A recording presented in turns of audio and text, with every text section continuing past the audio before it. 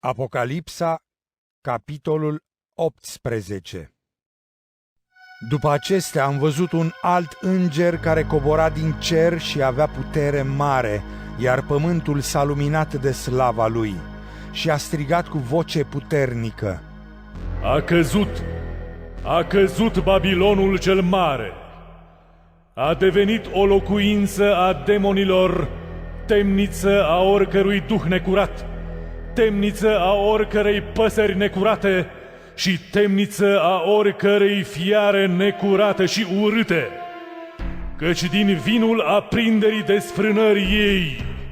toate neamurile au băut și regii pământului s-au desfrânat cu ea, iar negustorii pământului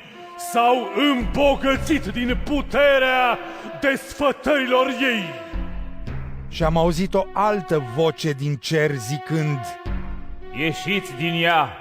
voi poporul meu, ca să nu fiți părtași la păcatele ei, iar de plăgile ei să nu aveți parte, căci păcatele ei au ajuns până la cer și Dumnezeu și-a amintit de nedreptățile ei. Plătiți-i așa cum și ea a plătit, răsplătiți-i îndoit după faptele ei. În paharul în care a turnat,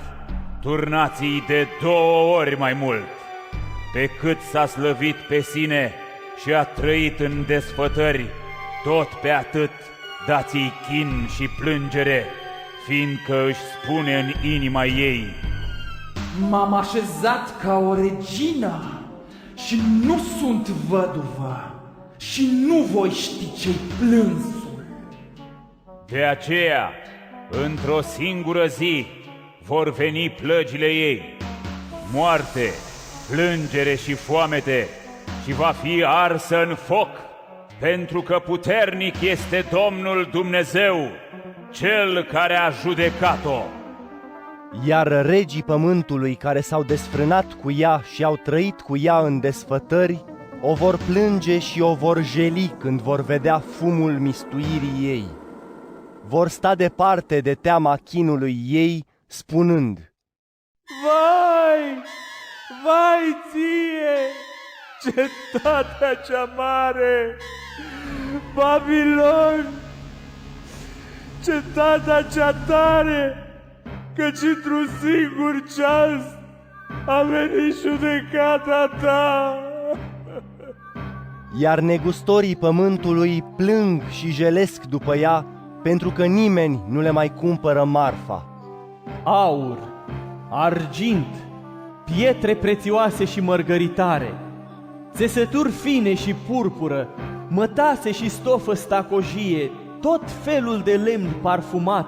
tot felul de vase din fildeș și din lemn de mare preț, aramă, fier și marmură, scorțișoară și mirodenii, tămâie, mir și smirnă, vin și unt de lemn, făină de grâu curat, grâu, vite, oi, cai și căruțe, trupuri și suflete de oameni. Și roadele pe care le dorea sufletul tău s-au dus de la tine, și tot fastul și toată strălucirea ta au pierit din tine și nici când, cu niciun chip, nu se vor mai găsi. Negustorii acestor lucruri, cei ce s-au îmbogățit de pe urma ei, vor sta departe de teama chinului ei, plângând și văitându-se și zicând: Vai, vai, cetatea cea mare,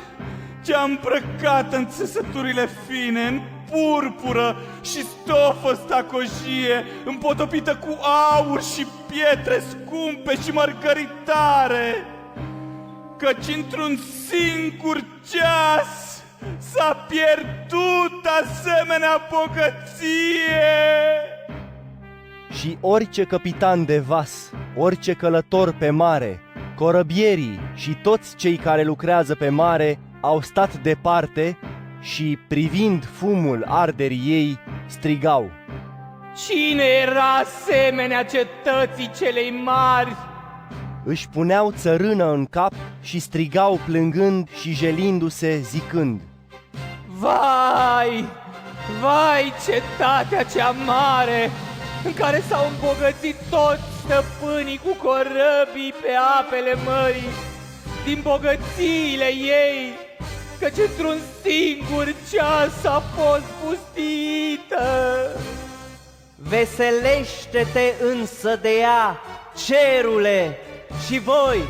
sfinți, apostoli și profeți, căci Dumnezeu a judecat-o și v-a făcut dreptate. Și un înger puternic a ridicat o piatră cât o piatră mare de moară și a aruncat-o în mare, zicând: Cu așa furie va fi aruncat Babilonul, cetatea cea mare, și nu va mai fi niciodată.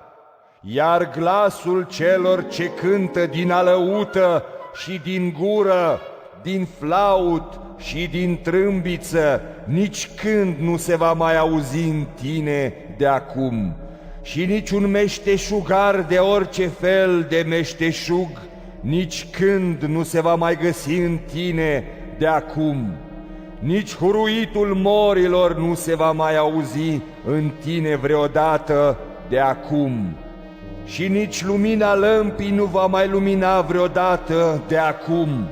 nici glasul mirelui și al miresei nu se vor mai auzi vreodată de acum, căci neguțătorii tăi erau stăpânitorii lumii și vrăjitoria ta a rătăcit toate neamurile. În ea s-a găsit sânge de profeți și de sfinți și sângele tuturor celor înjunghiați pe pământ.